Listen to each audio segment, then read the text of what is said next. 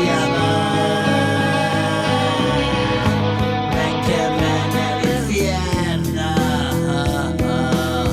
entre demonios y espectros, y fue tal esa oscuridad que de mí ocupa la mitad. La mantengo encerrada y quizás otro día de libertad. Yo sé que nadie escuchará y mi alma volará.